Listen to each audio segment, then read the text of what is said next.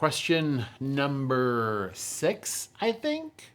I have a quick addendum to yesterday's question, to question number 5, which is, I did as a child, like a lot of evangelical children in America, at least over the past half century, memorize the 23rd Psalm. I do like that one. It's pretty anyway. And I also really like the Sermon on the Mount because I feel like, that's kind of where Jesus, in some sense, tells us, one could argue, tells us in a sense how to live and how to think about how we treat others, which I think is one of the most important hallmarks of a faith or worldview is how actually do you treat others? Not what do you get from your God or what can your God do for you, but what does your faith do to how you view other people, how you treat other people? We're doing great in America today, aren't we, Christians? Good job. Okay, question number 6. I'm ready. 3, 2, 1. Why does God forbid some of the features of his own creations, i.e. chastity, teetotalism, etc.? Okay, so the easy answer, well, let me back up.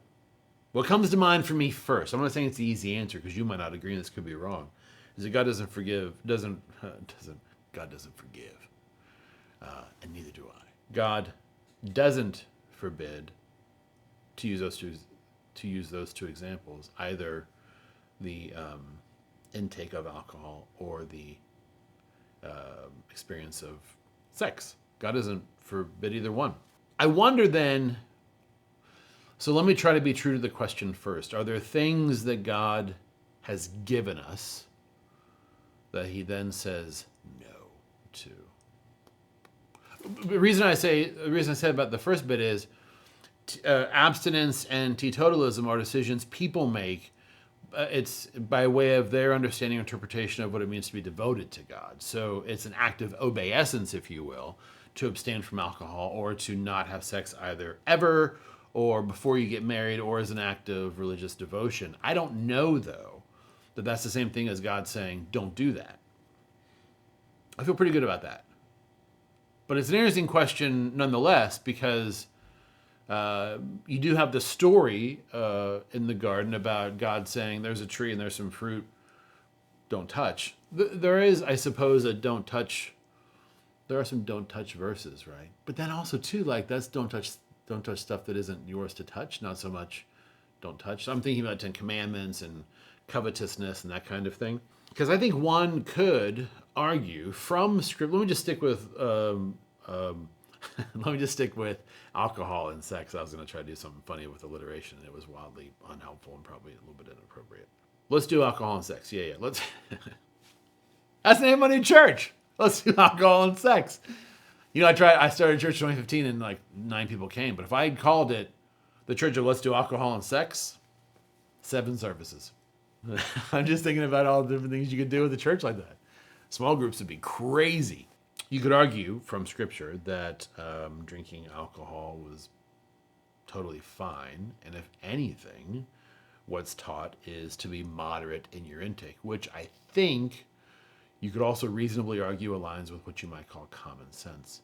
Sex is maybe a little trickier because I suppose you could, to a point I made in a previous question, proof text your way towards saying you shouldn't have sex until you are married. But I feel like that's a little bit of some proof texting. There's a little bit there anyway. And I think too, in some sense, I might argue that we're invited to be moderate in our sexual behavior as well, more broadly, which is to say, it does seem like, from the things Jesus and Paul says and other passages in the Old Testament, that God is a fan of what we might call monogamy. Seems like that's the case. But it's also true, to kind of digress for a moment, that the Bible is full of a lot of very, very, very weird sexual experiences. It's interesting, isn't it? That like, as chaste and as puritanical as American Christianity has become, the Bible is nigh on ribald when you think about all the things that happen.